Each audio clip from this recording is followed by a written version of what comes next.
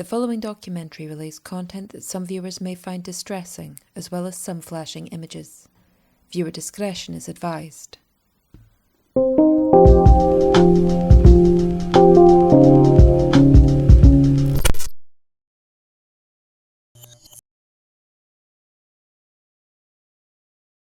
Most people trusted the verdict. It was widely publicised, but the trial of Lucy Letby, under more careful scrutiny, could be a prime example of the legal fault lines. The evidence the jury had to work with was curated. Although the public were kept busy with the grisly facts which were only revealed during the 9 months of testimony, the case was often missing key context.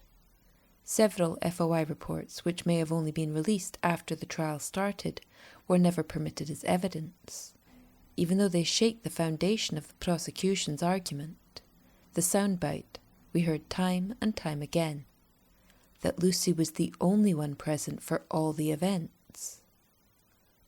A trial of this nature wouldn't fly without some authority, and among the some 250 witnesses called, 4 external medical witnesses held the spotlight, with Dowie Evans as the most senior and supposedly experienced.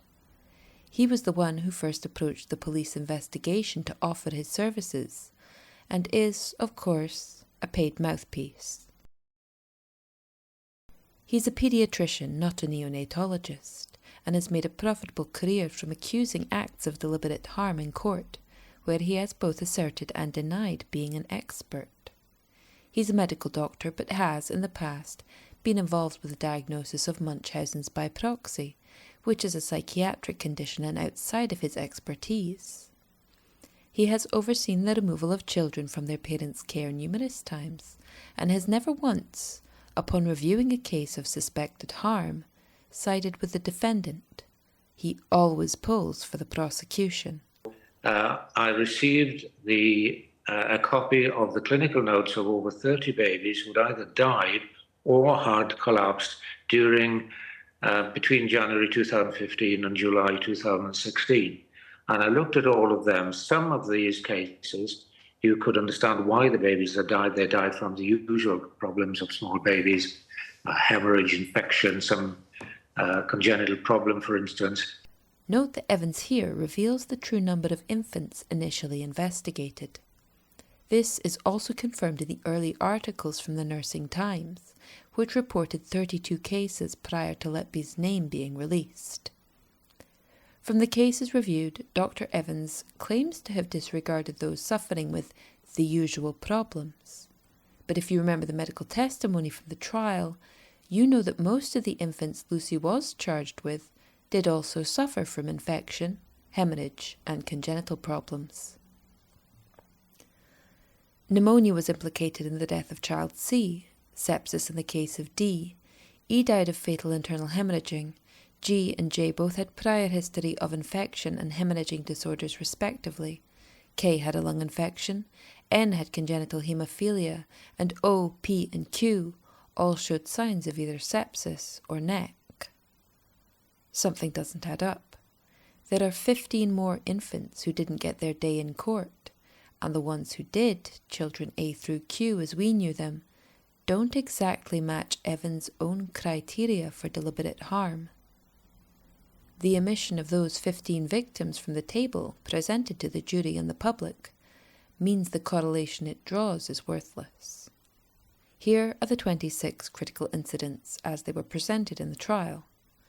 We don't know how many separate incidents happened concerning the 15 babies omitted, but rather than guesswork, let's consolidate the multiple events for the individual infants.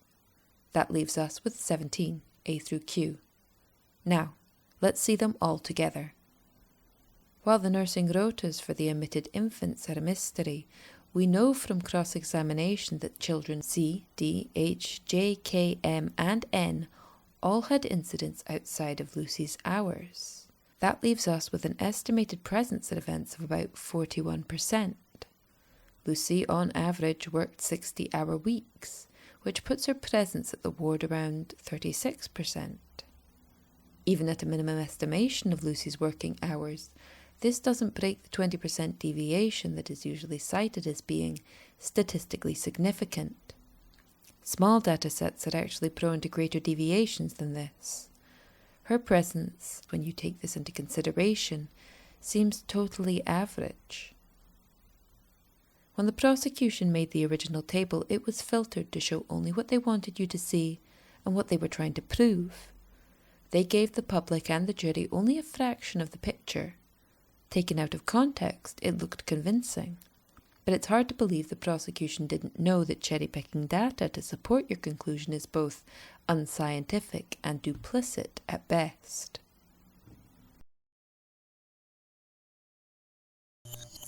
And even by drawing the circle around Lucy, they couldn't neatly bring the death toll down into the national average, or the ward's previous numbers. Even without those Lucy supposedly murdered, it was still double that of prior years. Clusters like this are a known phenomenon, especially when dealing with viral infection. But the prosecution deflected from this by pushing the theory that air embolism was the real cause of death. The X-rays were in front of me, several of them, all showing air in the baby's vessels. That's when I thought, no, it has to be, and it has to be deliberate. The images were never released to the public, but Dr. Bowen tells us here that the air bubbles are in the vessels. She doesn't specify that they're in the heart. Child D, for example, had multiple X-rays taken after her first collapse, all appearing normal, no signs of embolism. In fact, Child D's first collapse happened moments after birth, while she was in her father's arms.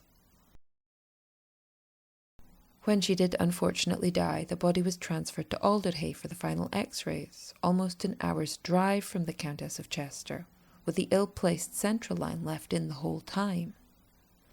In the very paper Evans used for reference in the trial, it warns against using post-mortem imaging for diagnosis, and states that air bubbles can form in the venous system as fast as 25 minutes after death. Yet Lucy was convicted on this charge.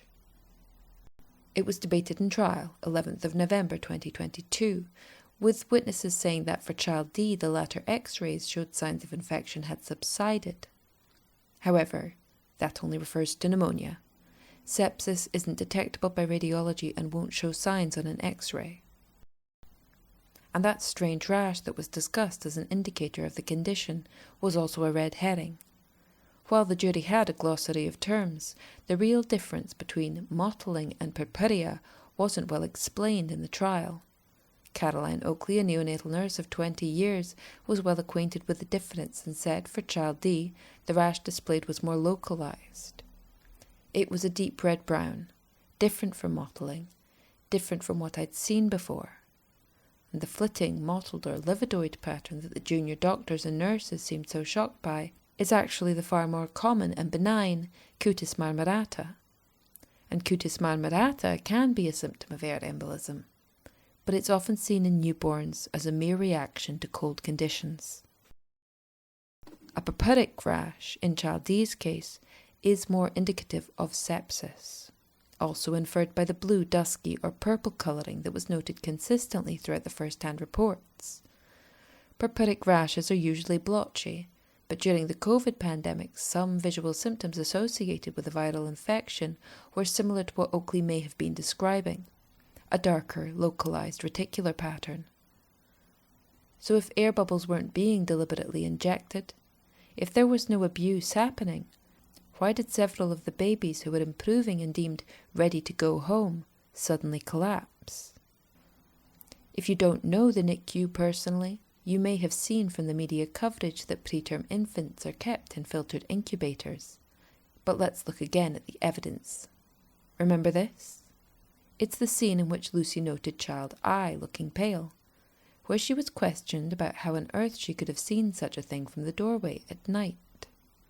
That distracted anyone from asking the other question. Where is the protection here? Not every child in the NICU needs to be incubated, but these filtered containers were protecting the younger babies from pathogens in the ward. The viral theory was oddly dismissed during the trial, but when the babies were getting better, stronger and ready to go home, they were being moved to these open-topped cots, hand-fed and exposed to the elements. So, why did the deaths stop when Lucy was moved to clerical duties in 2016? A little digging reveals this. The same month that Lucy was removed from nursing duties, in August of 2016, the ward stopped taking infants born below 32 weeks. They downgraded from around 16 beds, taking as many as 20 when running over capacity, to just 12 to 13, ending the ward's status as a level 2 facility, which it's claimed it didn't have the staffing levels for at the time. As a 2018 article from the Cheshire Live confirmed, concerns about mortality rates initially led to an independent review, which found significant gaps in both medical and nursing rotas. By which they mean, staffing levels were sufficient for a level 1 special care baby unit, but not for its status as a level 2 local neonatal unit, providing longer-term high dependency and some intensive care. The unit was downgraded to a level 1 while investigation continues, but remains open to women over 32 weeks in their pregnancy. These were not quiet years in terms of perinatal legislation either. Embrace was founded in 2013, and the government had just set up the Saving Babies' Lives Care Bundle, and both were on board with the government initiative to reduce stillbirth rates. However, there's also some evidence that the national statistics weren't accurate to begin with.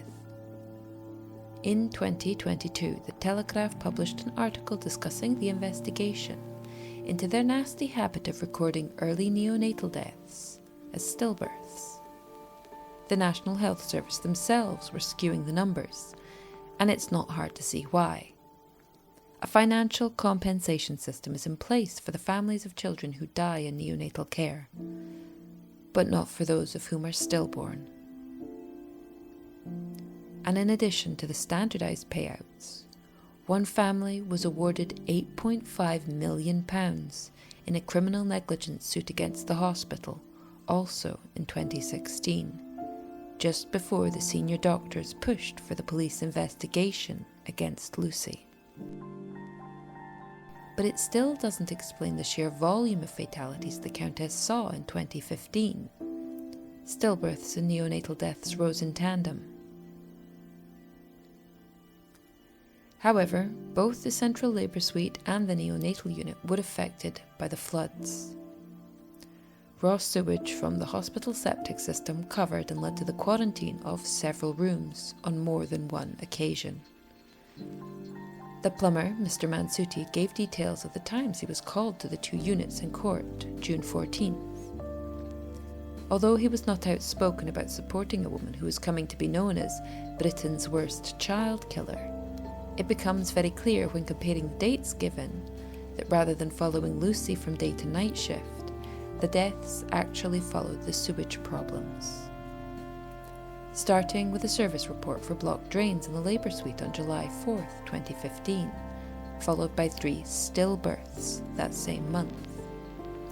Not every single death followed a plumbing complaint, and not every plumbing complaint was correlated with death, but the clusters of 2 or 3 deaths in quick succession were always close to one of these service reports. Prenatal care was not Lucy's department, so if the stillbirths were indeed stillbirths, or lives lost before they left the Labour Suite, they were happening before contact with the now convicted nurse.